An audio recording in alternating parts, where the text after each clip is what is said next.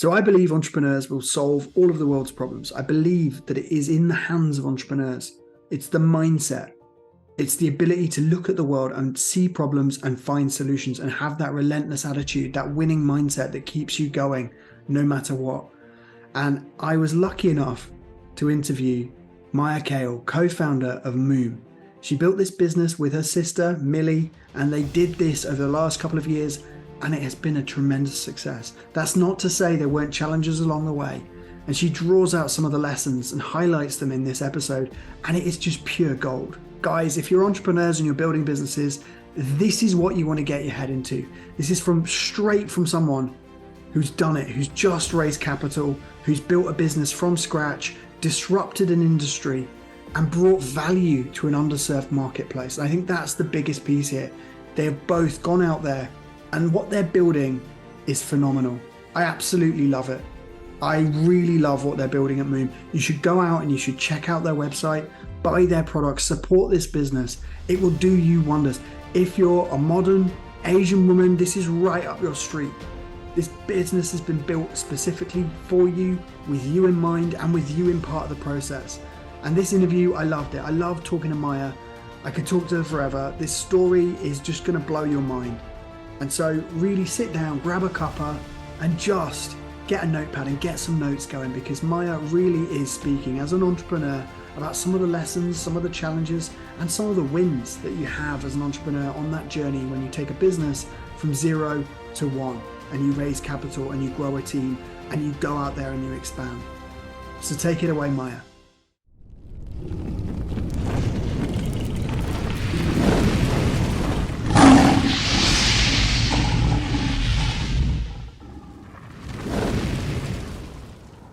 I am very excited to have you here, Maya Kale. Thank you. On the show here to discuss your journey building Moom Health. Yeah. And like the coolest thing about this is you did it with your sister. You built this business from the ground up with the sister, and it started in June 2021. So yeah, like to get to where you are now, just to put some context to it, like you've raised money, you've raised more than $1 million, you've served a lot of women in Asia, and you're doing things with the personalized supplement business. So it's disrupting something. Like, can you talk us through how, when, why did you decide to set up Moom Health, and how was that journey? Yeah, so it's funny because people oftentimes ask, so my sister's name is Mili, and thanks for the intro, super excited to be here, but people oftentimes ask like, oh my God, what is it like working with your sister? And it's really funny because it was never really a question for us. Like, I think we always knew if we were going to start something, it would be with each other.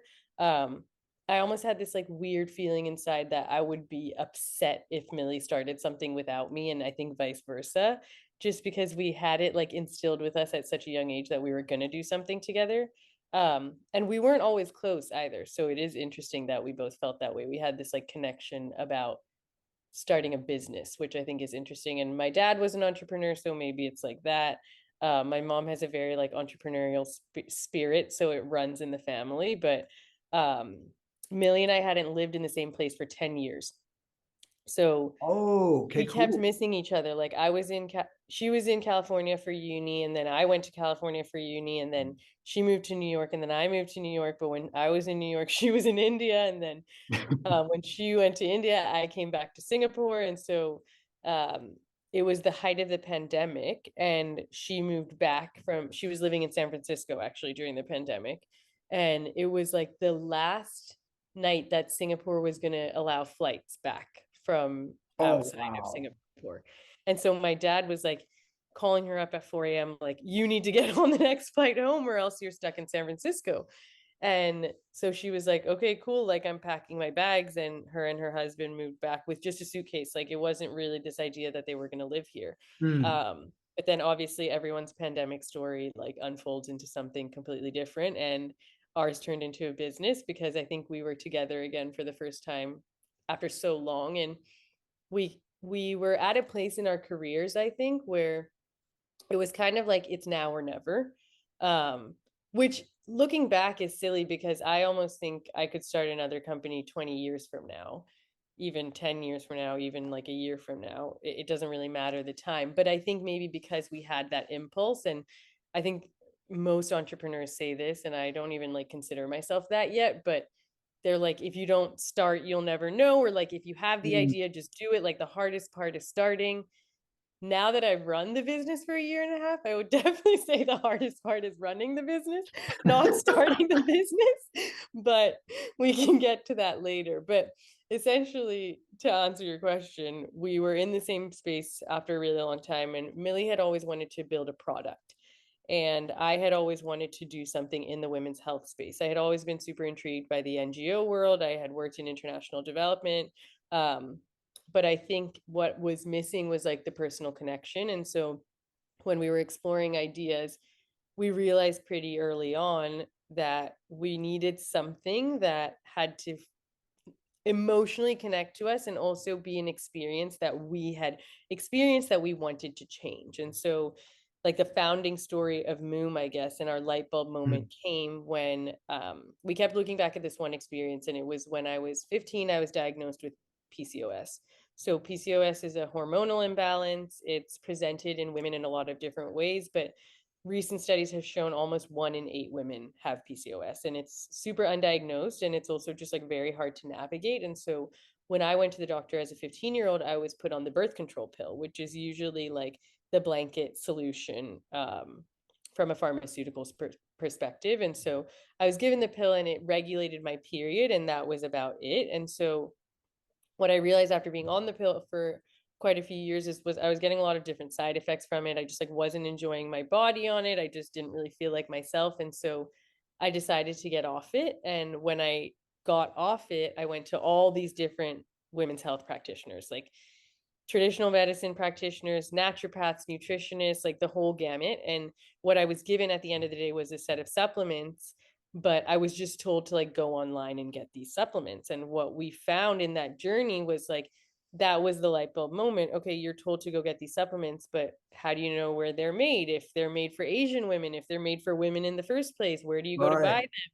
What are the dosages? Like all of these questions really spark in that conversation. And that was when Millie and I were like, okay, there really hasn't been a brand in Asia made for Asian women that connects to like the modern Asian woman, the millennial Asian woman. And that was us in Singapore. And so that's kind of how we started. But we obviously knew we needed experts in the field. So we created like our Avengers team of like natural health practitioners. And that was just us like pitching a bunch of people and finding people that we really felt connected to and that had the experience we needed. And then it was about finding a manufacturer and et cetera, et cetera. And I guess what Moom has evolved in today and like what we call our mission and whatever we really, really feel about Moom today is slightly different than what we started with. But really, at the end of the day, it's creating natural remedies for the modern Asian woman, 100% natural again, but also 100% convenient and expert backed. And that's kind of like our proposition. And we see the biggest gap in the market there. Um, it's been a year and a half, and we're really excited to continue on. What an answer, Maya. Yeah, that was great. Wow. That was one of the best answers I've ever had on the show. That was everything compacted into I just hope a it massive wasn't too nugget. long. It was great. So in that, just to unpack it, like, oh my goodness, you're starting a D2C brand. Like, was there like I imagine if I'm starting a direct to consumer brand, like I'm going in against the big companies, I'm going to revolutionize this thing. What was there fear behind that, or was there adrenaline? You just knew it was going to work. You were super excited because you knew you'd hit home on a problem that you'd experienced, and therefore you knew it was a problem for other women, especially in Asia, and you could really tailor that solution. Like, how Yeah. did it feel? Because it feels like you're Goliath going against like or climbing up a huge mountain here, but you've done it. Yeah, I mean, there's obviously fear, and there still is fear. Not necessarily fear, actually. I think it was more nerves. I think what we saw was a trend from the West that could eventually trickle down to Asia. But rather than allowing that trend to trickle down to Asia, why not take advantage of the trend and build it yourself here? And what we found is like a lot of businesses wait for things to come to Asia. Mm-hmm. When everything actually begins here. Like if you think about all Right. these natural Yeah. health solutions, they're all from here in the first place. Yeah. And many of them have been modernized. I don't think we're the first people to do that. I think what we did really differently was create a brand too, that, and I think this was where we were the most confident, was how can we create a brand that women our age connect to, and Mm. that is built around a community and built about these shared experiences, and is aesthetically pleasing and something that I want to have in my home. And it was like during the time of COVID, so your home was so important. um so I think like that was, there are layers of things that we were really confident about, and there were things that we weren't super confident about. But to answer your question in terms of like how we found that product market fit, before we launched, we actually ran a 6 to 8 month beta test to Mm. really make sure that everything like we were hypothesizing made sense. Because again, like it could have just been things in our brain that we were thinking of. But because we knew we wanted to do a D2C brand, we ran this beta with 100 women in Singapore. And basically, we got 50 of our friends or people in our network. I don't know if I Mhm. have 50 friends. And then 50 of their friends. So, like a second degree connection. And we tested out our personalized supplement range and really found a lot of detail on like what the biggest issues women were facing, how we could package it in a way that made sense, like what the brand stood for. And that's, I think, how we gained our confidence, because there were a lot of tweaks we made in that early stage. And even within the first 6 months of building Moom, there were a lot of tweaks we made. And I think we talked about this a little bit earlier, but making sure you just start is so important, Mhm. because without that, you're just going to be in fear all the time. Well, yeah, because even in the intro there, where you were explaining the journey that Moom's been on, like there's certain things there that you would see them as barriers. Like, oh, we went out and we pitched and we got a board, or we got a collective of these nutripaths and really specialized people to come in, an advisory board to really make sure, and of experts in Singapore and across the world. And it's like, that could put people off, just that one piece of your business, then finding Yeah. the right distributor and the right manufacturer and the right, and so there's all these pieces of a business that when you think about it can be super overwhelming. But like, I how do mean, it's you tackle funny that? that you say that, because looking back, sometimes Millie and I are like, why did we pick the most difficult thing to do? Like, should we have done this? Who knows?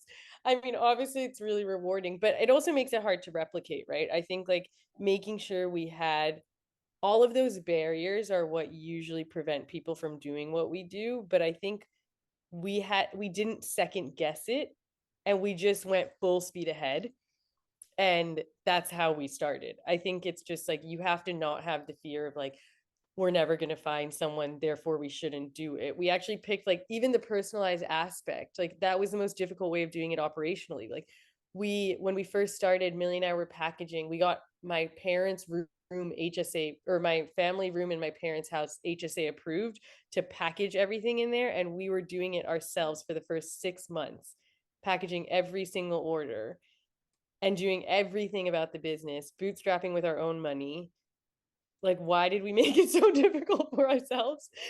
We should have hired earlier. Like, I guess those are all things you find out later. But I guess the takeaway from that is you have to run full speed ahead at the beginning, or else it's just never going to happen. I love this. I love this. This is so good. It was just so yeah, like you said, the lesson is don't overthink it. Get stuck in. Yeah. Just go for it. Like start making calls. Start doing the action. Yeah. Going to get you what you want, and you figure it out. But stick at it. Don't. The fact that we even went and you got your apartment or a room in the apartment approved so that you could start doing packaging. It's like, again, it could seem too hard, even that step, but you Yeah. would just, you're all in, right? You're all in. So it's like whatever Exactly. it takes to make it happen, you're going to do, and to keep improving. And like, and there's so much I want to talk about here now, just because you've got me going. Like the fact Me that too. I'm going. you, yeah, the fact that you said you would hire earlier, what stopped you from hiring earlier, looking back? That's a good question. I think that is maybe when the fear kicks in. I think doing everything yourself is easy in some ways and obviously hard in other ways. The hardest thing about doing everything yourself is, first off, you're not good at everything. So that's something we knew very, very early on. And I think that's something Millie and I have always recognized. But the the easiest thing about doing everything yourself is it's done the way you want it to, and you don't actually feel responsible for other people either. Um, and we didn't know how real the business was at that time. Like, it felt Right. like maybe this was just like a small thing we were doing. We weren't really sure. Obviously, we always had the vision of making it big and much bigger than it is even today, but it didn't feel that real then. And I think I think the other thing at that point was that we had listened to all these podcasts, we had read all these stories online, and we had always really aligned with the people that were like, no task is too small, right? Mm. Like, packaging an order, it will never be beneath us, will never be too small of a, I guess, like, project to do and task to do. And we had really aligned with that philosophy, and so we thought in our minds, like, we need to know the business inside out in order to make sure other people buy into the roles that they're going to be playing at this business. And I think that's helped us a lot today, because we just had a meeting the other day with the packaging team, and we were like, okay, let's have a competition, Millie and I on a team versus all of you who can pack the fastest.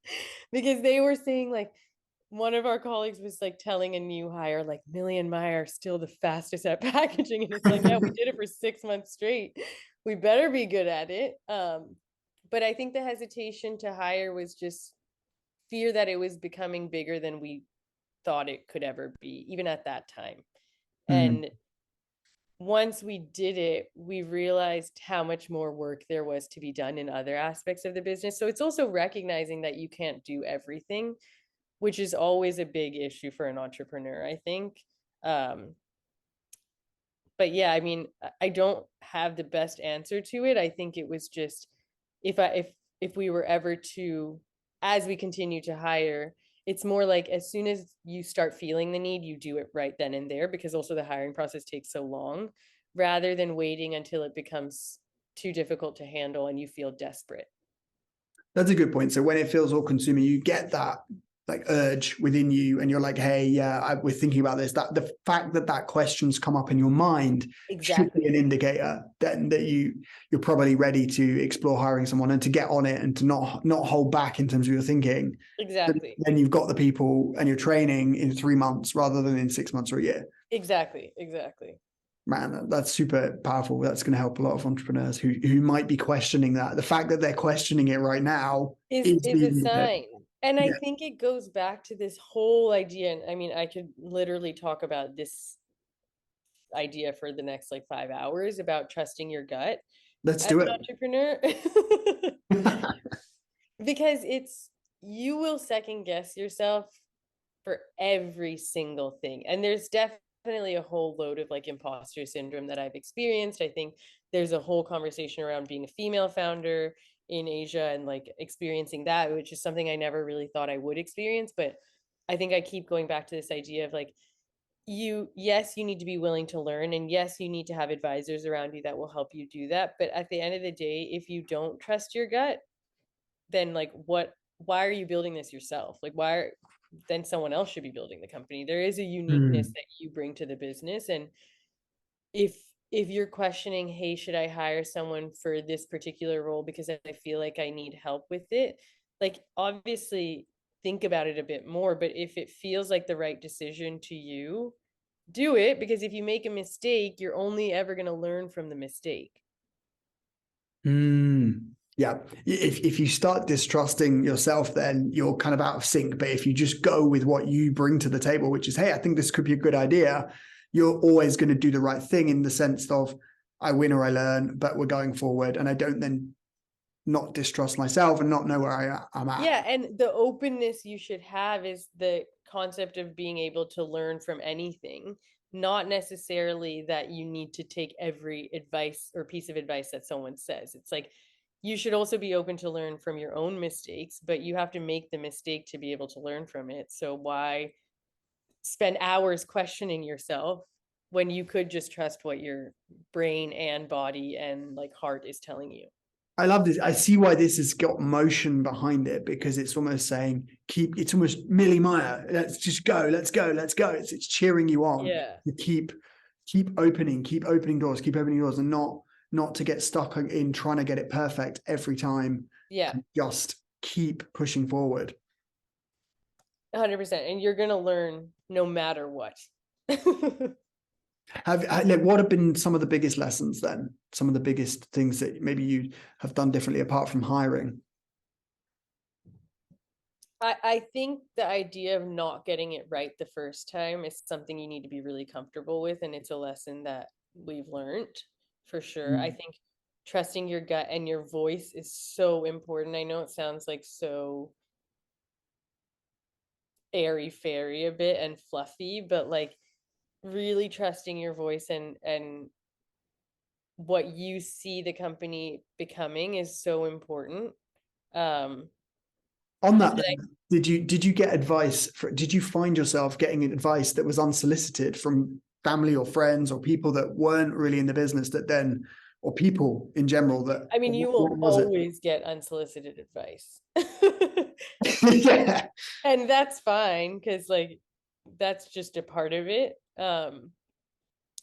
I think like advice is always welcome, and we're very, I think both of us are very open to feedback. I think that another lesson coming out from what I'm saying is like everyone always talks about entrepreneurship being very lonely. Mhm. And it is super lonely because nobody is as invested in what you're doing other than the people that are building it, and most likely just the founders until you like have a C-suite team or like you hire people that are going to be, the complete champions of the brand. So I think like recognizing that it's lonely and therefore you need to figure out how to build your community, or even like within the founder and the founding team, like how to build that trust and that like understanding of each other is so important. And I think that's like maybe the biggest lesson I've learned is like trusting the process and trusting yourself.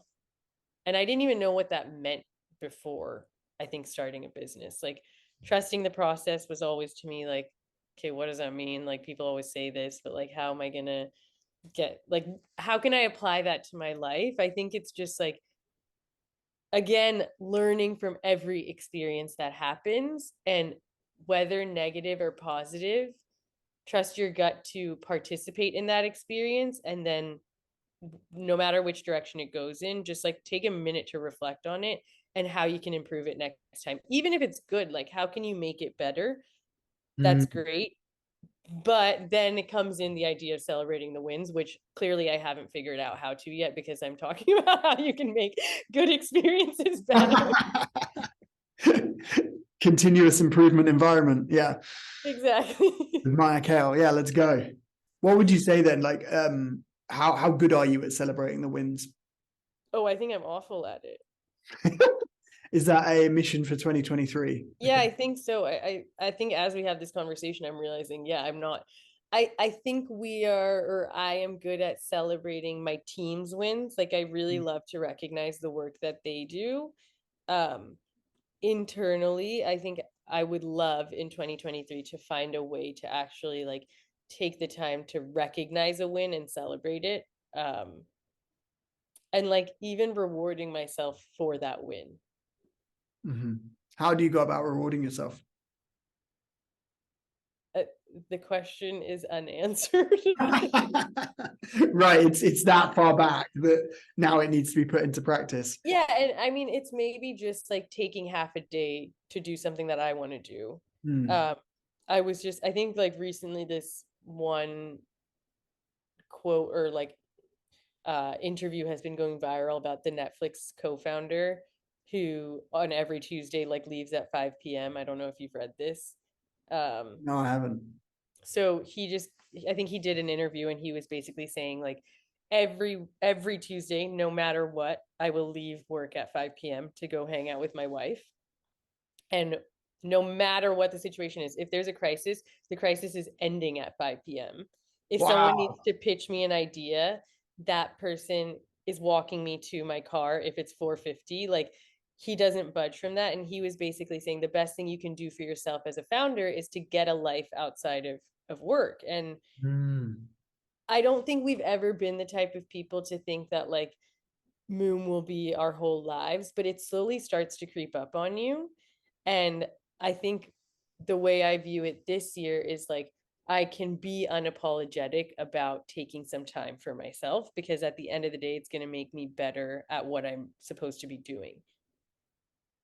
Yes, it's like in your head, you feel like you're stepping away from the business and therefore you're doing it a disservice, but actually you're getting away from it and improving yourself by having that rest, that whatever it is we discover that actually is you celebrating wins, whatever that becomes, you do that activity and then it's actually you come back to it revitalized. Yeah. And I mean, it would be interesting to hear, how do you balance that and give yourself the space you need without feeling guilty?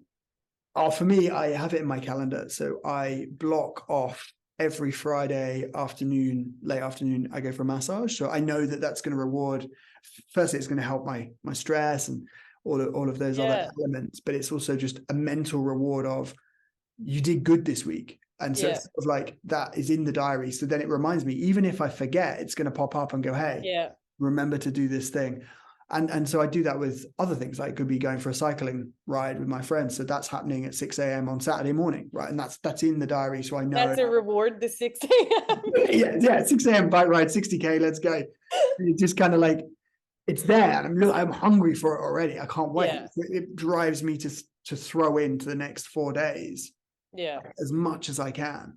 That makes sense. But I do think it's a common, like, tough thing that entrepreneurs face. Like, when you have the wins that you've been gunning for and they come, they can bypass you in the busyness of our day as a 5 minute celebration. And then Yeah. suddenly that thing that you've been gunning for, like we said earlier, like you said, it's you're looking to the next thing and you don't actually celebrate the present moment where you got what you want, you got there.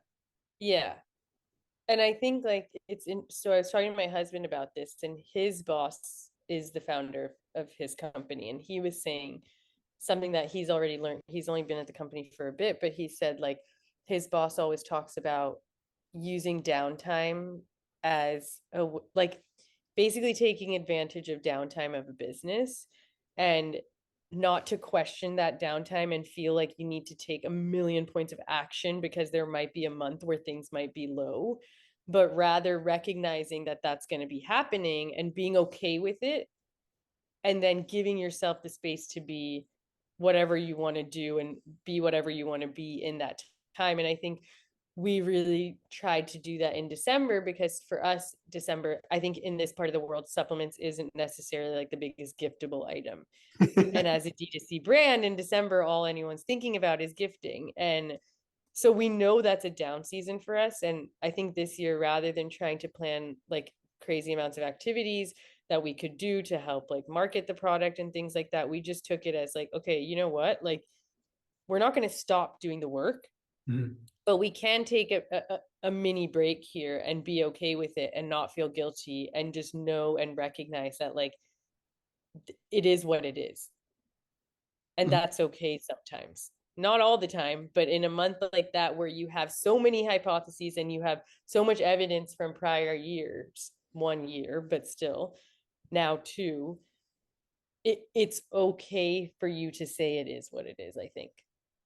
Yeah, I agree. It's about creating that space, and just that freedom in itself becomes a vitality that goes through, and you can kind of like I think what you're doing, you're already playing full out. You're already all in on it. So it's sort of like now you give yourself the freedom at the edges to kind of tailor how that is year on year, Yeah.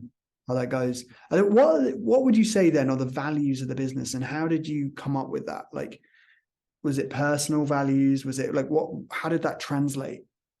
I think it's been a mix. Um I think our values are really like really shine through our product philosophy. And I know you shouldn't always like connect to the product that you're selling in terms of like business values. But to me, it's really relevant because I just think it's like everything we stand for from a product perspective is everything we stand for from a business perspective. Mm-hmm. And the first thing out of all of those is community. And I think like formulating in a product perspective, like for the needs of the modern Asian woman, but that also means like building a business for the modern Asian woman. And I think that's like our biggest value is like we really want to make sure that we're building with and for our community, and everything is done like with and for our community. So that's number one. Second is to really like have this world-class team of experts. Um, and that's just making sure that everything we do is like rooted in science and around that. And the third is like really building this education machine, which is hopefully the next phase of Moom, and just making sure that we can be that like big sister to a lot of people in the wellness space. And I think it just like it keeps going back to community, community, community. And that word can sometimes feel a little bit silly because everyone throws it around now. But I think what we've seen in the past year and a half is that it's super, super powerful to just revolve a full business around building a community, because it it makes people again have this huge connection to this brand, and then connection to the people working for the brand, and connection to the founders. And it's how we have always related to other businesses and how we've always valued other businesses. And I think that's just really like the biggest goal with Moom, is to build this community around women's health and around natural health products and around wellness, but really in Asia. Mm-hmm. You're really, yeah, that's the community is the core of the whole of Moom. Yeah. Did your prior experience or your prior career help in that respect, or your marketing, or was it was just something from within? You knew this is the people that we're serving with this product. Yeah, I mean, so I worked in community at WeWork, so obviously, like, I kind of understood the concept of it. I think it's very different at WeWork than it Yeah, is sure. at Moom, but I think it was something that like we were just very passionate about, because we've seen community-based businesses both in Asia and not, and just seen like how it almost like brings this like higher value or like higher ethos to the company. And we were just like, we won't be doing it any other way. But also, in order to create a business and products that people really love, like what better way to do it than with the people that are going to end up buying it? So cool. Right, we're creating it. And to make this example like for listeners a little bit more concrete, so we have a product called D-Bloat, and that's like now one of our best selling products. It's a bloating relief supplement that works in under 60 minutes. It's formulated for Asian women, but many people use it. The way that we actually came up with D-Bloat, like we didn't know we were going to create a bloating product, but we started out with a personalized quiz. And within the first 3 months, every quiz response that we got said bloating was their number one issue. Wow. And so then we were like, okay, well, then we have to do something for this. Now, how do we create it? And so we went through a couple rounds of testing internally, then we tested it on our team, and then we actually went out and tested 4 rounds of the product with our community until we got to like majority consensus that it worked super well and within the time frame that people wanted it in, and the way that people wanted it to be. So like we got an 86% approval within 30 minutes and 92% the next day. And so we were like, okay, this is a great product to bring to market. And then we actually let our community choose the packaging colors and the way that it was packaged as well. And so I think that's like really a big ethos for us in everything we do, is like they're going to choose how the business is created. And I think that's really cool and really exciting, because there's so many more ways we can do that in the future, but I think that's just really the starting point. Wow, Moom for the customer, designed by the customer. Like, this is great. Yeah, it's really fun too. I think it's like having a conversation just like this, right? Like, hey Tim, are there any products that you want in the world? Okay, let's make it happen. Like, yeah, I went on Moom and I shopped by symptom and I went straight for sleep because I got a toddler right now and they won't sleep, and I'm all over it. Yeah, I'm subscribing. Like, I've got that on monthly. Amazing.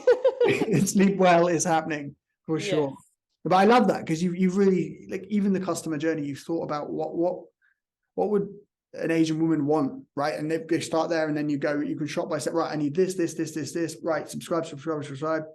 That's going to be automated. It's going to start flowing into my life and making me better. And then, Yeah.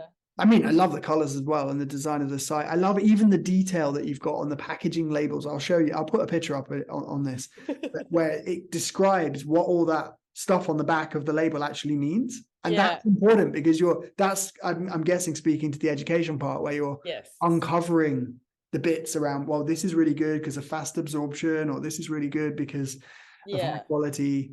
Like, where did all of that come? Was that community based, or was that your own inputs? Yeah, I think that was something like the evolution of the brand. If you think about where we started and where we are today, and the insights that we found was like, so we're very much just in Singapore, just about launching in KL. What we found about like the modern Asian woman in Singapore, at least, was people understood supplements at a very minimal level, in the sense that, like, and I probably was like this too, like, I know that you need a vitamin C. I might know that you need a magnesium, but like not even. But do I know much beyond that? Like, probably not. Do I know what active means versus inactive? Like, what does dosage mean?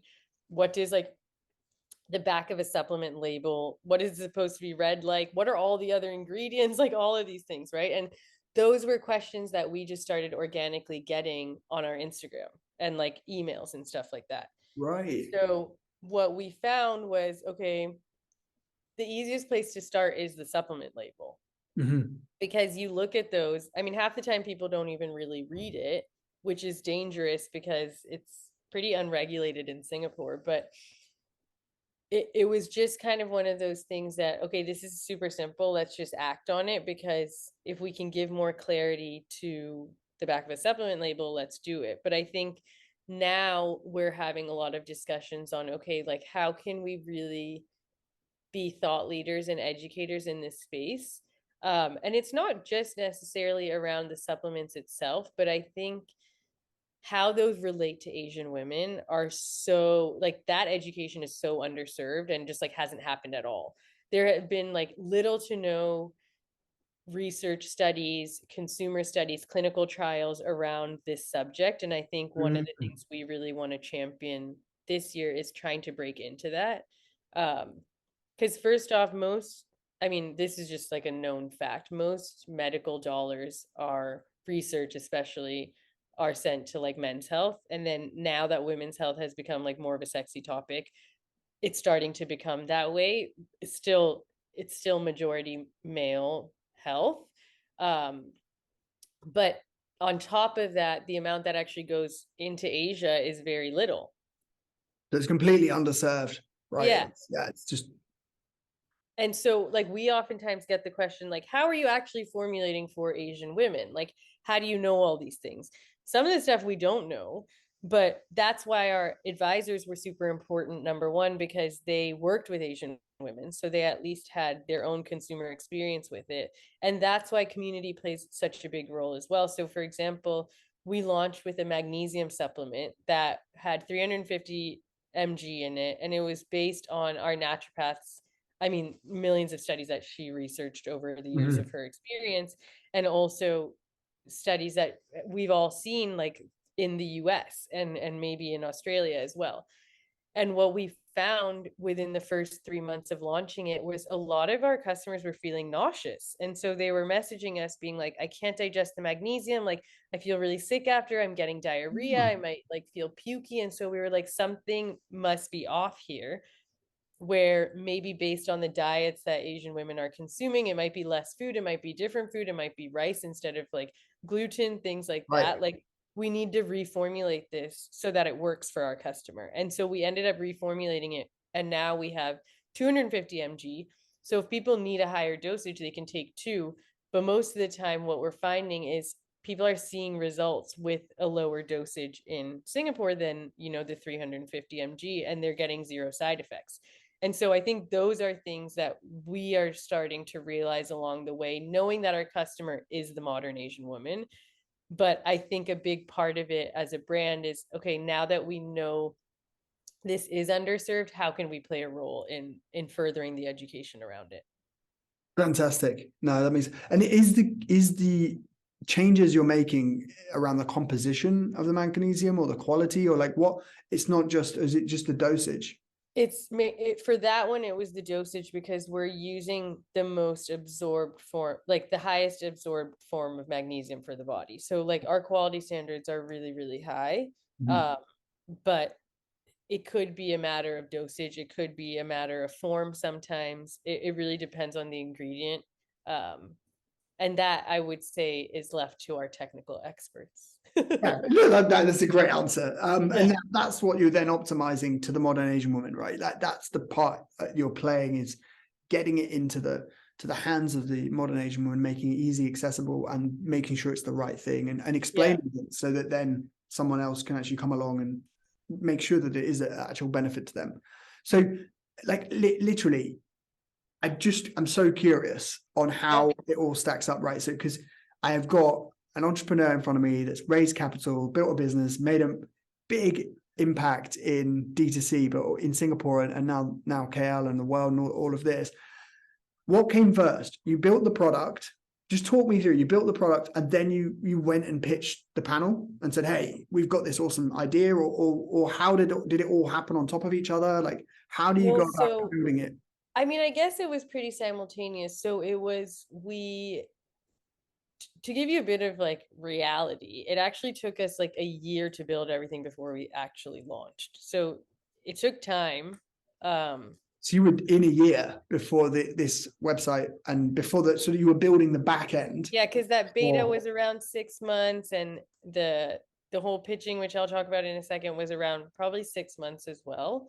Um, I I mean, really want to in know about some that. people's eyes, that's really fast. And I guess looking back, it was quite fast. But I guess in other people's eyes, it was also, I mean, a year is a long time. But we all know how quickly time passes now. Yeah, I think a year is pretty good. Like it Yeah. goes fast. Like a year is to do what you're doing, to do what you're doing. And as you said, and you prefaced at the beginning of the conversation, like why did we choose something so hard? Like to do something so hard, Yeah. like a year is very fast. So I guess like to answer your question, we we thought of the concept first. That was like very, very clear to us. There are a lot of personalized supplement brands in other parts of the world. There weren't any in Singapore at the time. I think there had been one a few years back, but the point was nothing was made for women. None of these Right. supplement brands, even in like the US, even in Australia, whatever, hadn't really been in tune with women. And so we knew that was the concept. We were like, we have to create something for women's health as customized as possible. And then once we had that, we knew we needed formulators. So we knew we needed people that could actually create the products for us, Mhm. that had opinions first off on what like would go into it, but also had a bit of experience doing it before, or had experience in the field of women's health. The other thing we knew was we didn't want to get just like a natural health practitioner. We wanted to have like this holistic group of people. So we actually wanted like a GP on board. We wanted a gynecologist. We wanted a dermatologist. We wanted a trichologist. So we actually like built this group of people in terms of roles in our minds up, and then some of them fell into place and some was really like figuring out how we could get into them and like Mm. pitch them and see if they would, react well. And I think it ended up working out pretty well. I think like the beauty of Singapore is that Singapore is very small, so you can actually like meet these people in person and talk to them. But our chief formulator, her name's Lucy Wilcher. She's actually based in Australia, and so her side of it is not necessarily knowing much about Asian women, but rather knowing a lot about the ingredients and knowing a lot about women's health more generally. And so it two things happened that were in Hindi, you call it kismet, which is basically like luck. Two things happened that just kind of like fell from the sky that were crazy. And I think this happens to everyone. One was finding Lucy. The second was finding our manufacturer. So with Lucy, I had remembered a few years back when I had joined. I was sent to Sydney for my training. And when I was there, I had reconnected with a friend in high school, and he was dating this girl named Lucy, and I met her. We went to the beach together. We hung out. She took me to a yoga class, and we were just chatting while she was there. And she was in school for naturopathy. And at the time, had obviously experienced like my PCOS and stuff, so I knew a little bit about this space because I was interested in it. So we just like really hit it off, and we're chatting and blah blah blah. And so when we thought of the idea, it was like that light bulb moment where I was like, you know what? I'm pretty sure this girl I met like 3 or 4 years ago studied this. And like, I'm pretty sure she's doing her own practice now. And it Such a turned out like I synergy. was Yeah. right. Yeah. And it just like fell into place. And what's cool about Lucy's background is she's my age, so she's young, but that was so great because she got it very Right. quickly. Yeah. It wasn't this thing that was like, this is so hard to explain and you're going to help us out this way, and like, are you down to do this? It was really just like, hey, this is the idea we have, would you be interested in working with us on it? And she's like, yeah, 100%. So it Yeah. was That's really it. Yeah. Yeah. Locked. Yeah. like locked in. Okay. And then it was about finding all these other ones. The hardest people to find are like gynecologists and GPs, because they actually are not taught much about the nutritional world, which is scary in and of itself and a whole nother conversation. um Gynecologists especially, like, they're not really taught the holistic side of things.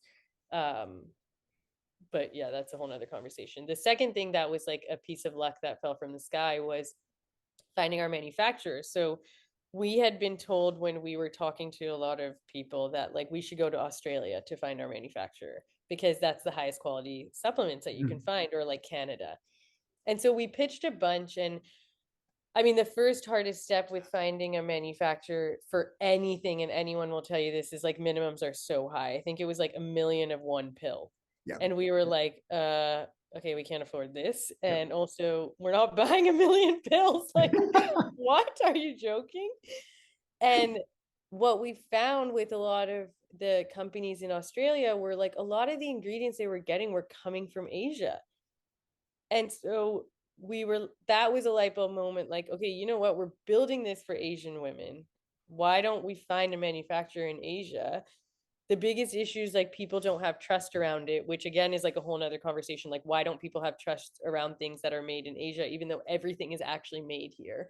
Um, and the soils are like the original soils that things have grown on. And so then we were like, okay, the question is like China or India. But we didn't speak Chinese or have a personal connection to China, so we knew that that battle would be so difficult. And so we Mhm. thought, okay, India, because like we've been consuming products from India our whole entire lives. Like Mili had lived there for a really long time, and she remembered that someone she knew owned a supplement manufacturing company, but No we thought they way. only did Ayurvedic herbs. And then turned out they were one of like the biggest supplement manufacturers in India. They like source things all around the world, Europe, Asia, the I US, love like this. Canada. And so it was just like, okay, cool. Like, let's see if they'll take a risk on us. And they did. And we have such an amazing relationship with our manufacturer. It's like, really, I hope that never changes.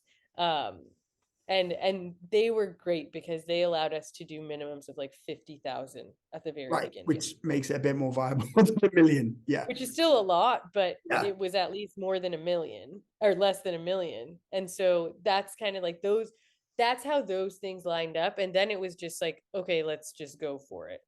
And I'm assuming that means you're able to do the testing process. The samples come back and forth until you get it right. The formula is correct. And then we lock in and we go, right, let's get 50,000 of this. We're deploying the cash, basically. We're Yeah, betting and then on this. we also wanted to go a step further and get everything third party tested. This is like a little bit technical, but basically we wanted like an unbiased lab to test everything as well, to make sure that Right. everything the manufacturers were telling us were true. And so we Sure. went No, with it's that. important. And that's how we got it in our hands. And then all the packaging and stuff was done in Singapore. But yeah, it was at the very beginning, it was my childhood bedroom closet was pills. Wow. Yeah. No, this is a home run, but this is amazing. So talk us. I'm on the edge of my seat, right? You've literally. I love a story like this, and yours is just. It's up there. Like how did you raise the capital? Like, what is the process that you went through, and at what point do you go, hey, I think we're ready, VC, to get some money? And like how many, like how did that happen? Yeah, so it's a very, I think the process really differs for everyone. What we found right after we raised is like the lack of female founders in Singapore, particularly, and in Asia that have raised capital from VC. It's like really not that much. I think I can probably like count them off my fingers, but um, we had we had decided really early on that we were going to bootstrap for as long as we could. And then it was the question of like, okay, should we raise friends and family? Should we raise like VC? Like, how do we raise? What do we raise? And what does it mean to raise? I think was like this big existential question that we had. Um, One of the things that like I will caveat is like we are very privileged in the sense that like we knew we could get money somehow. And I actually think like every entrepreneur should know this, that like there are ways to get money if you need money. Um, so getting strategic money is the hardest part. And like what does strategic even mean? Like I kind of hate the word strategy, but it is important, I guess, in this context. And so we had been approached by pretty much every single VC, major VC in Singapore within our first 6 months of launch. And we were not interested at all, especially with the really, really large, well-known ones that we knew we would just be like another cog in their machine, because it didn't make sense to us. We didn't need money just to have money. We had been profitable since the very beginning. That was like a huge priority for us. And so it was about finding the right VCs or the right angels or the right people that we knew we could Mm, like really work with for a super long time. I think like at that time we didn't realize like how much of a marriage getting money is. And I don't like regret it at all. I'm like very, very thankful for the money we got and who we raised from. But I think what we did right was we were super picky about who we were getting money from. mhm, Um, so the way that I guess it worked like nitty gritty was it had been we had had all the conversations, we had done all the pitches, we'd done all those like decks, whatever. And then it was like, okay, now I think we're ready to do this. And it was about a year in. So we just closed in like September or October. yeah, Uh, it's fresh. Like, very but, recent. but at that point, had you been selling products? Were you were profitable? There was revenue coming through, Yeah. and you were getting approached. So you'd been batting people away, like no, no, no, no, no. And then what? A question came up inside you again, like it's listening to yourself to say, "Ha, I think Yeah, I think do it with was this." at the biggest question for us was at the year-ish mark, like coming up to the year point of selling, of being present in the market. It was like, what is the goal now for the business? I think really early on, like it was more successful than we expected. So then it became this like viable product that we see could really scale. And so we were like, okay, do we Mm, want to scale? Yes. How quickly do we want to scale? And that's like the biggest question you have to ask yourself when it comes to raising money, I think, because mhm, you have to find either people that are going to be at your pace or people that are going to get you to the pace you want the company to be. mhm, um and so it was just this feeling inside like we needed a bit of money because we wanted to hire more people and inventory costs up front. So you right. need money to do that. And so, I mean, we could have gone the like debt financing round, but I think our point was we're first time founders. We really want people who have the experience, and we want this like group of advisors that we can lean upon. And that was the biggest turning point because like my dad obviously has been an entrepreneur, but like who wants to listen to their dad's advice? Like nobody. And so I love him, but I think we're like so dismissive of our parents. Like there's a on a quick side note, there's a really funny Nick Kroll stand-up comedy, and he talks about how mean we are to our moms, and I really relate to that. And it's like we're just mean to our parents for no reason.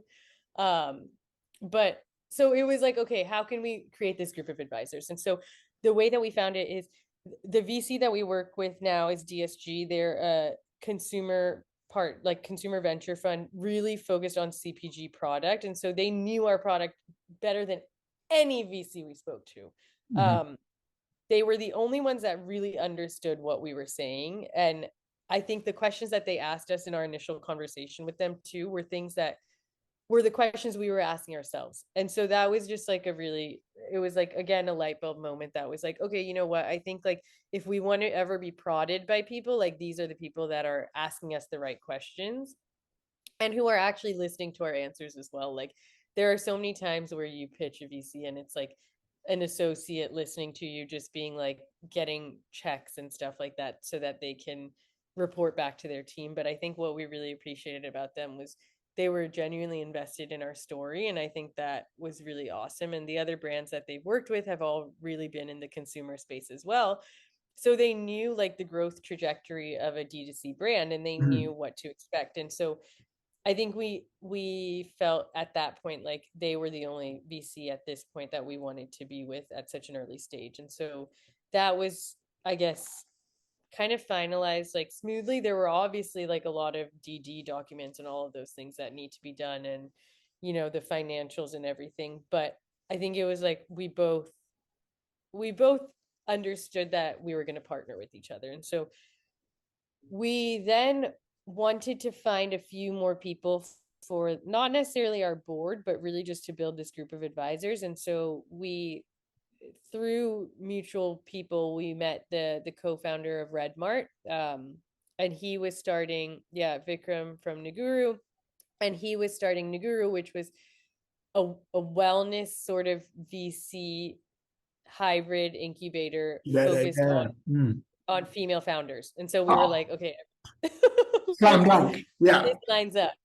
And I think like what they brought to the table was really this understanding of like operationally scaling. And I think it was just good for us to have as well. And we really aligned with them. And then the third people we were really adamant about was we had no women on the board at this point, and we had no women in general as part of our advisory group. And that I think will always be a struggle. Like having majority men in a room when you're a female founder is really tough. And so it even is tough today when we have two women. But um, the one brand that has always stood out to us in Asia has been Love Bonito.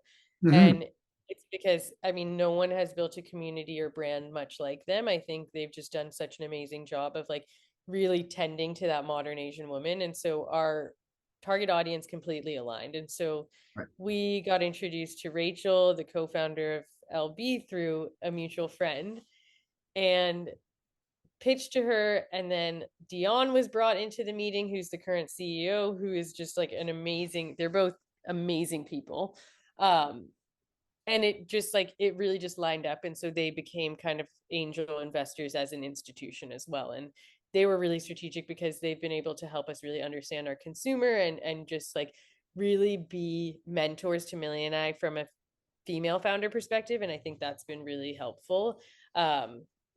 So that's how it all lined up, and then it took obviously a few months for everything to finalize and close and things like that. But I would say our first round went pretty smoothly. I don't really have any complaints. Future rounds, who knows? Yeah. But things did line up this round, and that's not to say things like haven't been rocky and hard. I think like what people often forget is like it doesn't just end once you get the money in the bank. It's actually a huge process thereafter, because you're basically merging teams with like three other companies Yeah. that have reporting styles that they want in a certain way, that have certain numbers they want to hit. You have to kind of explain your product over and over again. So there's a whole piece of like investor relations founders have to do. And I think we didn't, we were very naive and didn't realize that. That's a And really, really good point. That's really, really powerful. Yeah, because like you think that a raise is done, that's the win, that's success. But actually, that's opened up a whole new part of your business that now you as founders are responsible for. yeah, and it's made us need to hire more people too, right? Because like we are now also responsible for reporting to our investors, and we don't fully work for other people, but we do have to report a certain amount back. What I will say to anyone listening, and maybe our VC listens to this too. But what I will say is like we have gotten really lucky because they are an amazing resource. Like everyone that we've worked with are just resources for us. And I think they know that and they're super supportive. So it's been great in that sense. But it is a whole nother arm of work. And I think most people don't really know that. We definitely didn't. Hmm. And I think that's something that's like a big learning moving forward too. Like raising money is a lot of work more than anything else. Yes, it's like pitching and you have to feel confident and like whatever, but it is a lot. It takes up a lot of time.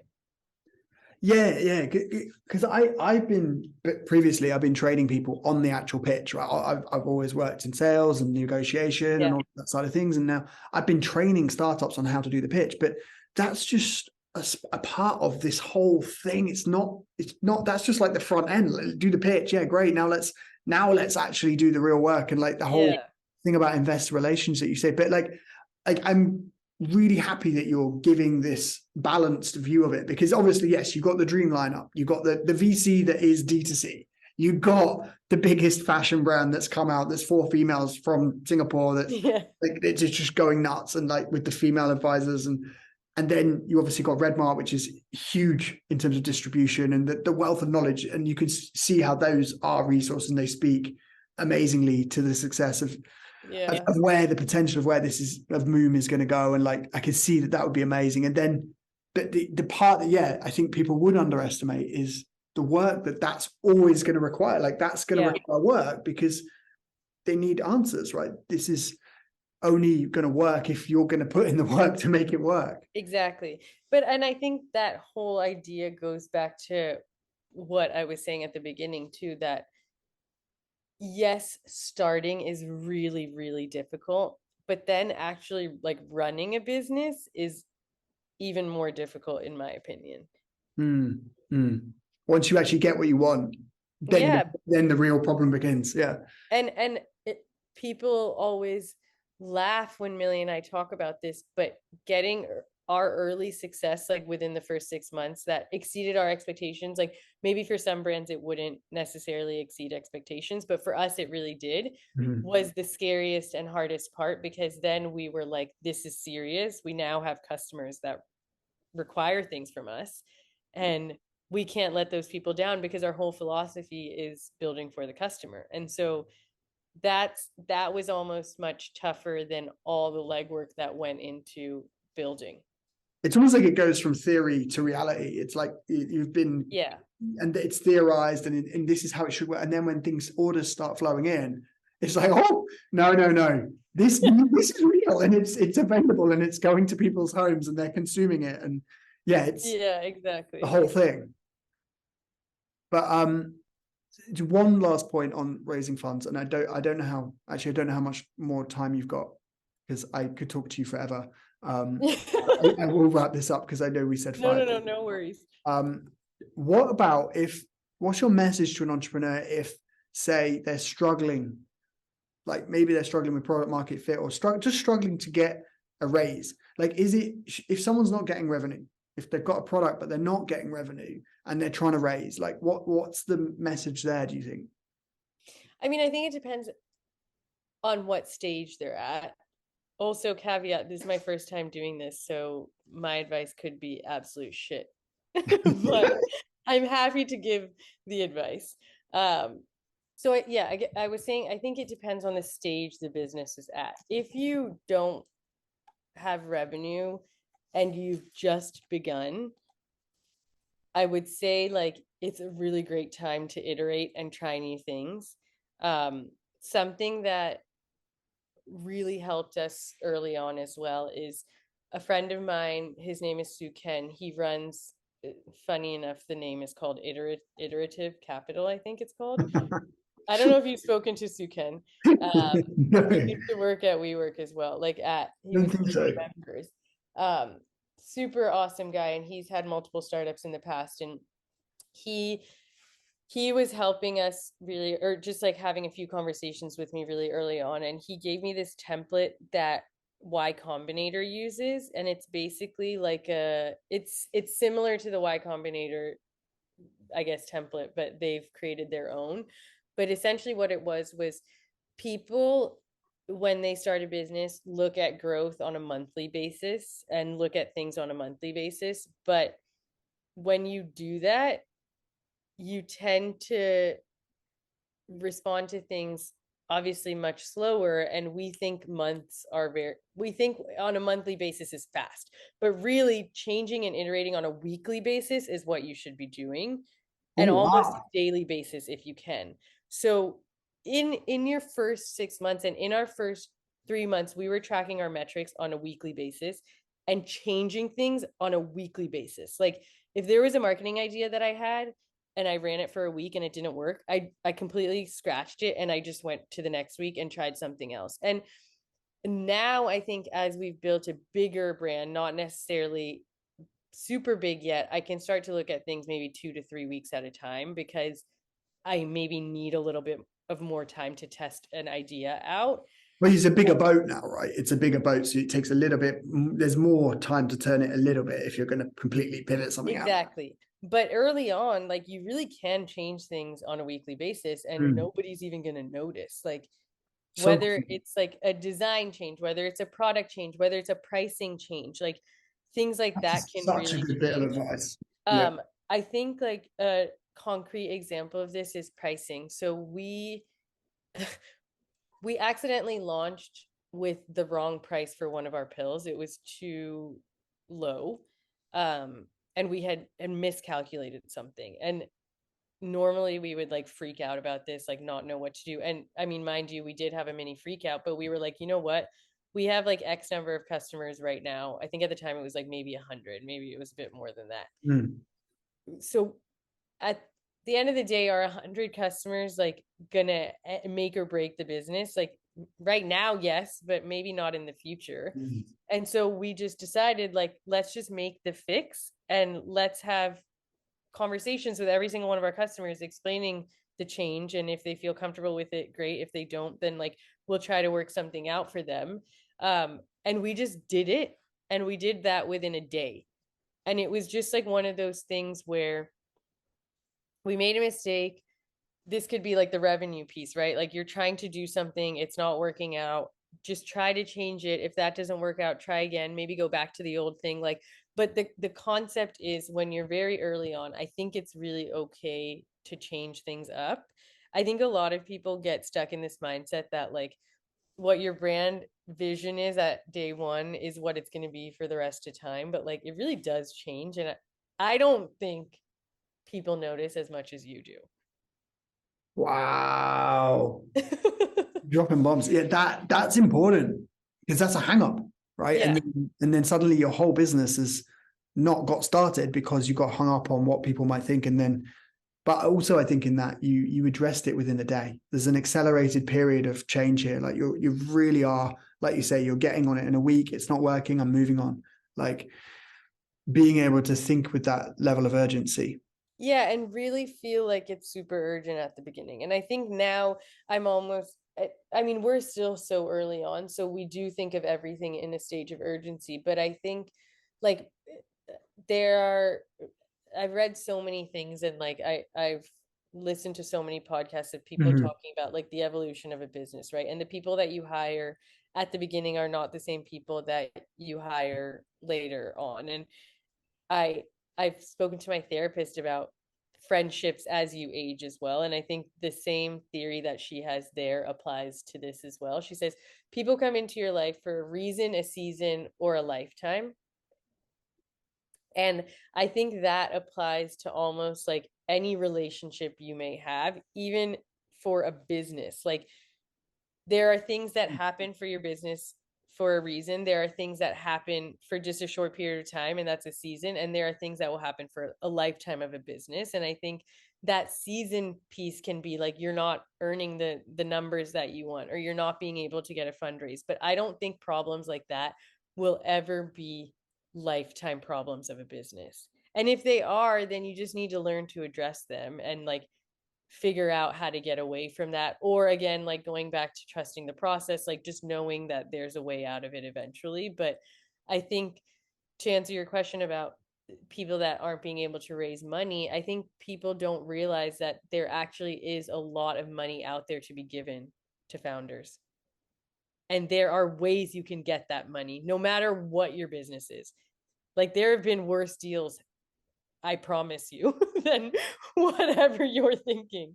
And like there are so many other ways of financing things. I think people need to be okay with looking out of like the traditional method that like you have to go to a VC in order to raise money. Because there are a lot of other, like there are family offices, there's debt financing, there's like so many things. You can get a loan from the bank. Like I don't think people necessarily who are building like D2C brands in this day and age, at least I never knew all of these options until like I started things. But I think just knowing that you shouldn't feel like, oh my God, I'm so stuck because I don't have money. Like there is always going to be a way for you to find it.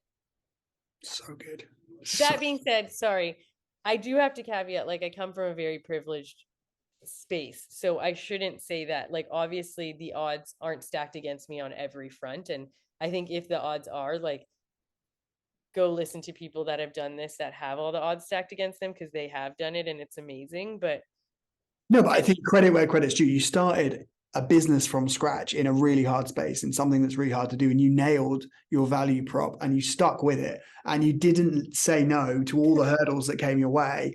And yeah, it's nice if you get an inflow of investors, but you had the right thing. You had the thing the money wanted, right? You had a successful business that was driving revenue. So what you're saying, I love what you're saying here about keep iterating faster, get the thing that the money wants. And if the money doesn't want it from a traditional way, there's so many other options on the table where you might not have actually just understood. Yeah, you could, if you believe in it that bad, you'd go get a loan at 5% and take the loan because you're going to get more than 5% profit margin over here, right? exactly. I mean, it's And that like mentality. the so we were talking about the Netflix co-founder.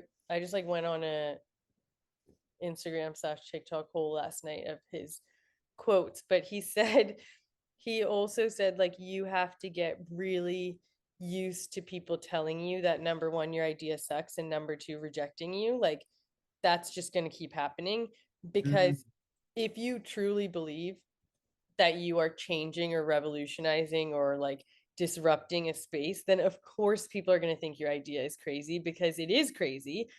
But crazier ideas have been done before, and it's like he gave the idea of Netflix. Like we were up against Blockbuster, they were making $6 billion a year, and I pitched my idea to people and they were like, are you kidding me? Like no one's going to buy Netflix. And it's like, okay, well if I listened to everyone that said no to me at the time, then I wouldn't be where I am today.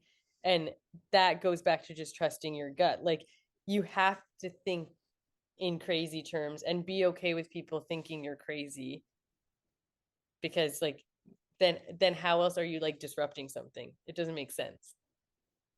That's it. Yeah, yeah. If you're not disrupting something, if you're Yeah. just, oh, I'm calm and no one really says it, but they think it's going to work. Yeah, Yeah, it's like, yeah, that's not disrupting anything. You're just, exactly. yeah, that's completely it. You're not bringing the storm yeah, you should expect that. That's so powerful. Yeah, So powerful. not my words, his. Wow, Maya, I could talk to you forever. This I've wanted to do this podcast for so long, and just to have it Yeah. on, it's such a privilege, but it's just so nice to talk to you and just have this conversation. And I think within this, there's so many parts, just speaking from to you, like the entrepreneur that's done it and is going to continue to keep doing it.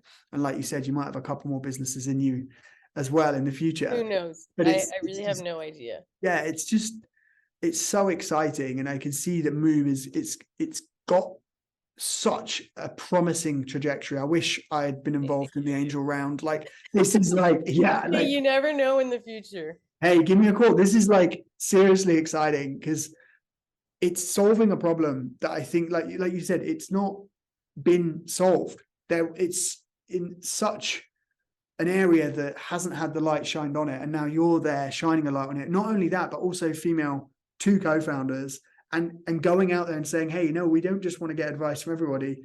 We want to continue and make this a bigger thing. Like we want to change the game, and we want to make sure that it's represented in the right way. And I think hats off to you. Hats off Thank to you you. so much. That was really, really kind. I very much appreciate that. And you've given me excitement and momentum for the rest of my week.